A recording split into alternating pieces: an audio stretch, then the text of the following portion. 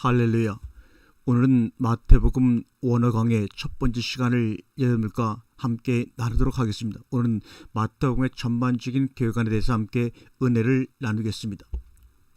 마태복음은 1장은 예수 그리스도의 족보로부터 시작한다는 것은 여러분들이 잘 알고 있습니다. 그러고는 그가 어떻게 탄생하였으며 세상은 그의 탄생을 어떻게 받아들였는가를 계속해서 기술해 나가고 있습니다. 동방박사의 이야기, 헤롯이 그를 죽이려 했다는 이야기, 그리고 헤롯이 죽고 예수의 생명을 찾는 사람들이 사라진 연후에 다시 갈릴리로 돌아온 이야기 등이 이어지고 있습니다. 물론 예수가 갈릴리 나사렛에 도착한 다음 그곳에 계속 그곳에서만 살았는지 아니면 어떤 이상한 이들의 주장처럼 인도나 티베트 등지로 다니면서 불교나 기타 사상 등에 심취했었는지는 성경이 구체적으로 얘기를 하지 않고 있습니다. 사람들은 성경이 말하고 있는 내용에는 별로 관심들이 없고 아는 바도 전혀 없으면서 그저 신기하고 말초신경을 자극하는 쪽의 이야기는 어쩔 줄 몰라하는 경향이 있는 것을 볼 수가 있습니다. 성경 저자들은 관심을 두지 않았던 내용들을 오늘날 사람들은 왜 알아야만 하는 것일까? 성경의 저자들이 예수의 청소년 얘기를 잘 몰랐기 때문에 기록을 못한 것일까? 아니면 우리들이 그런 사실들을 알 필요도 없고 우리에게 별 도움도 주지 못하기 때문이었을까? 우리는 왜 성경의 말씀을 믿지 아니하고 다른 기록물을 뒤지고 그 말들을 믿고 싶어하는 것인가? 한번 스스로 자문해보는 시간이 되었으면 합니다. 이 문제는 비단 예수의 청소년기의 내용에만 국한되지 않습니다. 오히려 신앙생활의 전 영역에 걸쳐 오늘날 신자들은 예수의 말씀보다는 어떤 사람들의 얘기에 귀를 더 기울이는 경향이 더 많은 것이 사실입니다. 예수가 설명하는 천국보다는 어떤 사람들이 가서 보고 왔다는 천국이 더 인기가 있으며 예수의 책망이나 가르침은 다만 다른 사람들을 두고 하는 얘기거나 아니면 관념 속에서만 맴돌고 자신의 그 말씀으로부터 치에 복권적인 삶을 살고 있는 것입니다. 이래 가지고서는 예수가 우리들의 주님이실 수가 없습니다.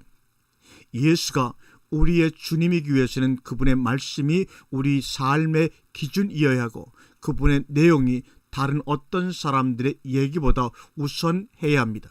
아니, 그분의 기준으로 다른 사람들의 내용을 재단할 수 있어야 하고 교정할 수 있어야만 합니다.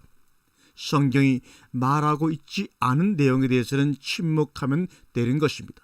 성경도 알지 못하면서 거기에 끼어들 필요가 없는 것입니다. 성경을 알고 나면 예수의 청소년기 내용이 왜 성경에 구체적으로 나타나 있지 않는지를 알게 되고 그것을 알게 되면 예수가 인도에 가서 불교를 배웠는지 안 배웠는지는 아무런 의미가 없음도 알게 되기 때문입니다. 불교를 배웠대도 상관없는 일이고 힌두교에 빠졌대도 관계없는 일인 것입니다. 마태복음은 전체가 28장으로 되어 있는데 크게 네 부분으로 되어 있습니다. 1장 1절과 13절까지, 14장과 21절까지, 22장에서 25장까지, 26장에서 마지막 28장까지 이렇게 네 부분으로 되어 있습니다. 이런 전체적인 내용이 눈을 감고 있어도 그 내용 입체감을 갖고 머릿속에 들어가 있어야 합니다. 그래서 나중에 우리말 성경을 보되 원어를 통해서 어디에 문제점이 있다는 것까지도 알게 되므로 소위 말씀 전문가가 되는 것입니다. 지금부터 여러분들이 마태복음을 펴 놓으시고 장 전체 흐름을 한번 파악해 보시기를 바랍니다. 자, 저를 한번 따라서 같이 말씀을 경청해 보시기를 바랍니다. 1장은 말씀드린 대로 족보입니다. 1장의 족보가 아브라함부터 시작되는 것은 선민족보라는 것입니다. 누가복음에서 아담으로부터 시작되는 것은 인류 족보라는 것입니다. 인류 족보라는 것은 세상 족보, 즉 인종적 개념의 족보가 아니라 하나님이 세상을 사랑하시는데 그 세상 속에서 특히 지극히 선민을 뽑아내신다는 것입니다. 이것이 누가복음과 마태복음의 특성입니다. 유대인이라고 해서 육신적 유대인을 말하는 것이 아닙니다. 로마서에서 말하는 온 이스라엘을 말하는 것입니다. 그러면 마태복음의 특징이 무엇인가 한번 좀 더 깊이 들어가 보도록 하겠습니다. 마태복음을 보면 처음부터 끝까지 주로 심판에 관한 내용입니다. 이것은 되고 이것은 안 된다는 것입니다. 또한 마태복음의 특성은 발전적이라는 것입니다. 그래서 점차적으로 어떻게 발전하고 있는가를 여러분들이 잘 보셔야 합니다. 그러니까 여러분들이 흐름을 잡으려고 애를 쓰셔야 합니다. 1장은 족보 이야기입니다. 그것도 천국의 족보입니다. 첫 번째 족보의 의미, 두 번째 족보 속의 인물, 세 번째 아브라함과 다윗의 관계, 네 번째 예수와 임마누엘의 관계입니다. 1장 1절은 아브라함과 다윗의 자손 예수 그리스도의 세계라. 비블로스 게네세오스 이수스 크리스토 휘오 사비드 다비드 비온 아브라무 보라 처녀가 잉태하여 아들을 낳을 것이요 그 이름은 임마누엘이라 하리라 하셨으니 이를 번역한즉 하나님이 우리와 함께 계시다 함이라. 1장은 우리가 잘 아는 대로 족보입니다. 헬라어로는 비블로스 게네세오스 족보책입니다. 천국의 족보라고 하는 것은 씨의 내림인데 씨가 밭을 통해서 내려온 역사를 이야기하고 있습니다. 그래서 절대로 본질적인 것이 중요합니다. 그래서 주님은 누가 내 형제며 내 자매며 모친이냐는 개념에서 육친이 아니라 소위 천국의 가족 백성이 되어야 합니다. 본문에서 아브라함과 다윗을 등장시키는데 아브라함은 신앙적 차원에서 의미를 내포하고 있고 다윗은 정치적 차원에서 보고 있다는 것을 알 수가 있습니다. 그래서 그분은 하나님의 아들이고 유대인의 왕이라는 것입니다. 아브라함은 약속을 통해서 다윗은 왕통을 통해서 아브라함 계열에서 나온 유다 지파에서 왕이 나오는데 왕의 대표가 바로 다윗이 됩니다. 아브라함의 그 약속이 외적으로 실현된 것을 다윗 시대로 보고 있습니다. 이것을 하나님의 뜻의 완성이라고 봅니다. 아브라함에게 약속하신 그 자손의 두 가지 특징이 있습니다. 예수, 이 말은 자기 백성을 저희 죄에서 구원할 자, 이런 말입니다. 아마 이 예수라는 이름은 인간 쪽에 가까운 이름입니다. 아들을 낳으리니 그 이름을 예수라라. 이는 그가 자기 백성을 저희 죄에서 구원할 자이심이라 하니라.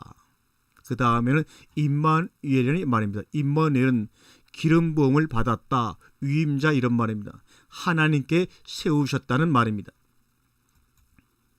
보라 처녀가 잉태하여 아들을 낳을 것이요 그 이름은 임마누엘이라 하리라 하셨으니 이를 번역한즉 하나님이 우리와 함께 계시다. is an 파르데노스 엔 라스트리 하면서 메드 헤몬 오 데오스. 결국은 먼저 예수로서의 구원 사역을 이루시고 그것이 하나님 앞에 죽기까지 복종하신 것이 히브리서의 말씀대로 인증이 돼서 결국은 임마누엘이라고 하는 위임을 받게 됩니다. 그것이 바로 아브라함에게 약속하신 자손 곧 여럿을 가리켜 말하는 것이 아니라 하나님 하나를 가리켜 말하는 것이라는 것입니다. 갈라디아 3장 16절에 이 약속들은 아브라함과 그 자손들에게 말씀하신 것인데 여럿을 가리켜 그 자손들이라 하지 아니하시고 오직 하나를 가리켜 내 자손이라 하셨으니 곧 그리스도라. 그래서 마태복음에서는 주로 예수와 임마누엘의 속성 그리고 그분의 역사, 그분의 존재, 그분의 과거, 현재, 미래를 전체적으로 말씀하고 있습니다. 그래서 우리가 마태복음 하면 항상 예수와 임마누엘을 생각하시면 됩니다. 그래서 예수 쪽에 사역이 있고 임마누엘 쪽에 사역이 있습니다. 이 두 가지 사역을 항상 보면서 성경을 묵상하고 마태복음을 공부하셔야 합니다. 그리고 족보의 역사 속에는 수많은 뜻이 있습니다. 우리는 마태복음의 육신의 족보가 요한복음 1장 12절에 성령의 족보로 넘어가서 하나님의 완성이 이어지는 것을 볼 수 있습니다. 하나님의 말씀을 가지고 있는 자를 의인이라고 하는 것입니다. 그리고 말씀을 가지고 있지 않으면 악하다고 하는 것입니다. 족보를 보면 라합, 다말, 룻 이런 이들은 이스라엘인이 아니지만 족보에 오른 이유가 무엇일까요? 그들은 하나님의 말씀을 간직하고 있었기 때문입니다. 하나님의 말씀은 그대로 흐르되 그 말씀을 유지하고 있는 자만 그 흐름에 같이 가게 되는 것입니다. 마태복음 1장 22절에 이 모든 일에 된 것은 주께서 선지자로 하신 말씀을 이루려 하심이니 가라사대, 이렇게 말하고 있습니다. 사람은 하나님의 섭리가 진행되는 과정 중에 도구로 사용됩니다. 그래서 성경은 사람을 그릇이라고 합니다. 무엇을 담을 용기라는 것입니다. 말씀을 담는 것입니다. 마리아라고 하는 몸에 예수라는 보배를 담고 있는데 요셉이 보호해 주고 있습니다. 우리는 항상 내가 말씀 보배를 담은 용기로 어떻게 쓰임받고 있는가 하는 가치성을 가지고 있어야 합니다. 22절에 이사야 선지자의 하신 말씀으로 어린 아이들을 죽이는 사건으로 성취됩니다. 말씀 한마디가 세상의 엄청난 사건들 속에 들어가 있다는 것입니다. 따라서 우리가 말씀을 삼하는 것도 약속이 이루어지고 있다는 것입니다. 이루어지는 사건을 통해 내가 어떤 도구로 쓰임받고 있다는 것을 생의 의미로 알아야 합니다. 요셉이 마리아를 받아들이는 것은 생명을 내놓는 것과 같습니다. 그러나 말씀 한마디의 약속 때문에 지키는 것입니다. 천사의 말대로 행한다는 것입니다. 하나님의 입에서 나온 것은 모두 이루어집니다. 이루어지지 않으면 역사가 끊기게 됩니다. 말씀과 타협하지 말고 내가 받아들여서 감당할 것인가를 연구하고 묵상해야 합니다. 족보를 통한 과거적 이유는 사형당한 마리아가 헌신되며 그 일이 이루어지는가를 볼 수 있어야 합니다.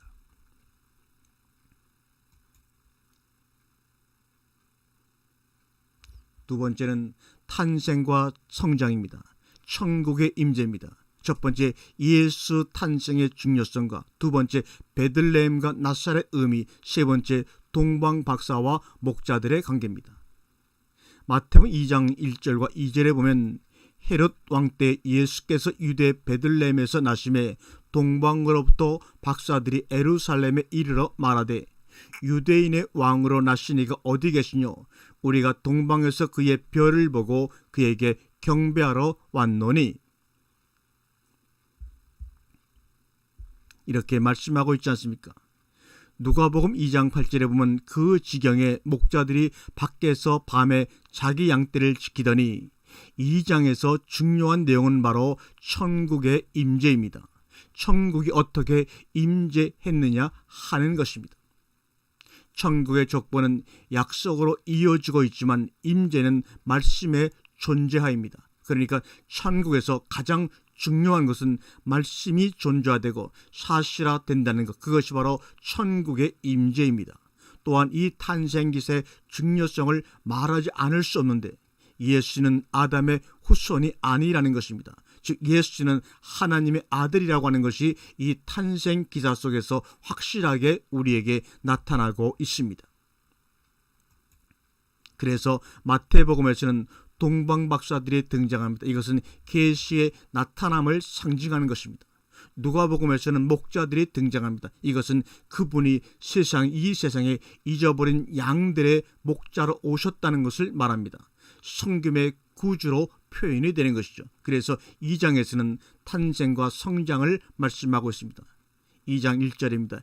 헤롯 왕 때 예수께서 유대 베들레헴에서 나심에 동방으로부터 박사들이 예루살렘에 이르러 말하되, 나사렛이란 동네에 와서 사는 이는 선지자로 하신 말씀에 나사렛 사람이라 칭하리라 하심을 이루려 하심이라. 베들레헴의 탄생과 나사렛의 성장의 의미가 무엇입니까? 성경에서 지명과 인물이 어떻게 이루어지는가, 그것이 나의 생애 가운데 어떻게 이루어지고 있는가를 보아야 합니다. 베들레헴 유대민족의 임금이 거지처럼 사셨다는 것입니다. 나사렛이라는 것은 이스라엘 중에서 가장 천박한 천민들이 사는 동네를 가리킵니다. 그래서 하나님의 아들이 나사렛 같은 이 세상에 오셨다는 것입니다. 이것이 바로 계시적인 의미입니다.